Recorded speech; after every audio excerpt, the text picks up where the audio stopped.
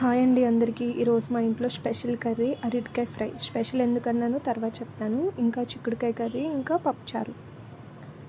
Special ఎందుకు అన్నానంటే అరటికాయ fry జనరల్గా ఎలా చేసుకుంటారో అలా చేసేసుకున్న తర్వాత ఫైనల్గా ఒక 2 మినిట్స్లో దించేస్తాము అనగా పాలైతే యాడ్ చేసుకోవాలి.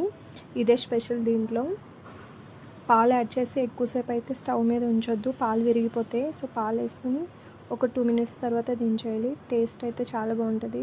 మేము రైస్లో కాకుండా నార్మల్గా కూడా తినేస్తాం, అంత బాగుంటుంది టేస్ట్ అయితే. ఒకసారి ట్రై చేయండి. మా పీజీలో రూమ్మేట్స్కి అయితే అసలు అరటికాయతో కర్రీ చేస్తారన్న విషయమే తెలియదంట. వాళ్ళకి తీసుకెళ్ళి కర్రీ పెడితే ఇంకా రోజు ఈ కర్రీ కావాలంటారు, అంత బాగుంటుంది. అండ్ ఎవ్రీ సమ్మర్ మా ఇంట్లో పిండి వడియాలు అయితే పెడతారు. అలానే ఈ సమ్మర్లో కూడా పెట్టిందంట. మా ఇంట్లో పప్పుచారు చేసిన కంపల్సరీ ఈ పిండి వడియాలు అయితే ఉండాలి. Please like and subscribe.